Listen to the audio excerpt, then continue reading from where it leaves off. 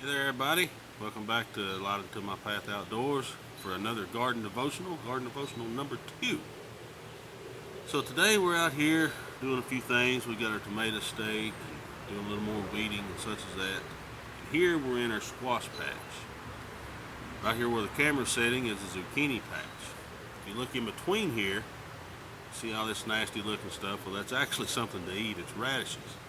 We have a divider of radishes going up and down the middle in between the squash and zucchini, and then a border all the way around of radishes.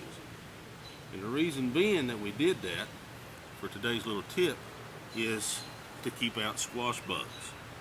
Squash bugs do not like radishes because of the smell, flavor, or whatever it is. I'm not even sure, but they do not like them. So we surround our squash and zucchini with radishes to keep them out. It seems to do a pretty good job.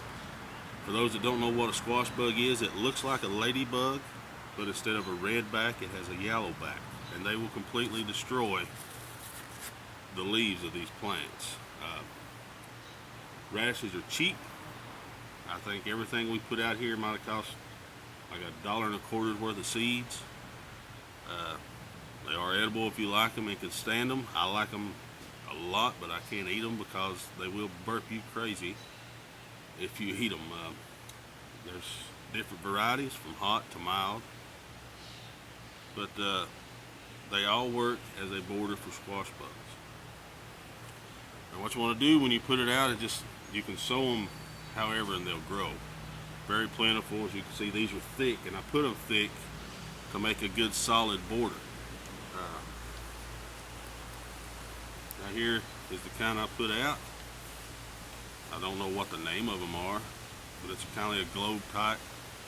They're very red, almost a purple looking, and you cut them open and they're white on the inside. So that's today's tip, is to surround your squash and zucchini with radishes to keep squash bugs out.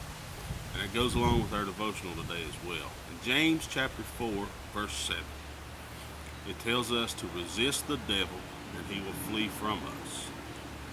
Just like we've got these radishes as a border resisting squash bugs, we need to put up a border or hedge around our spirit and around ourselves to resist the devil. Now, radishes won't work for that. It'd be nice if we could just walk around carrying radishes and it would keep the devil away, but that won't work. So to build our hedge around us spiritually, we have to spend time in prayer, spend time in the Word.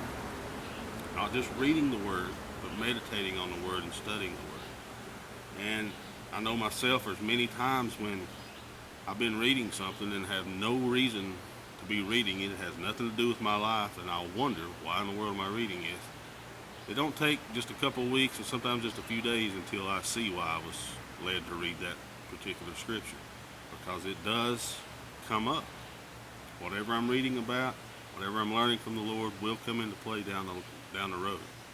And that's just the way he works. We don't know his plan until it comes to fulfillment a lot. So always trust that when you're reading and studying that you're being led to a place to where it'll come to use down the road. Now, that's how we build our hedge around us. Like I was talking about, sowing these radishes thick so it would be a good solid hedge. That's what we want around us spiritually. That's why it's so important to spend time in the Word and spend time in prayer so that we don't have gaps. If I cut out a 2-foot section of these radishes on the outer edge, those squash bugs would find a way into my plants, and they would eat them up. So I have a constant hedge. We can have that gap in our spiritual lives as well. We've all came to a point where I've been busy today, I'm tired, I'm just not going to read any. And God understands that. But when you do that 2 days, 7 days, a month straight, then you start getting these breaks in your hedge around you. And even with this hedge, things are going to come against you, but you're stronger for having the hedge, for having spent the time in prayer and in the Word. So we don't want to have that break in our spiritual hedge either. Ephesians 4 tells us to not give place to the devil. A lot of translations say do not give a foothold to the devil. Because once you let one little thing, he's got a hold of you. And it's a lot harder to get rid of him once he's got that foothold, just like these squash bugs. I can get a few in here and I can handle them. I can just pick them off, crush them, and throw them out.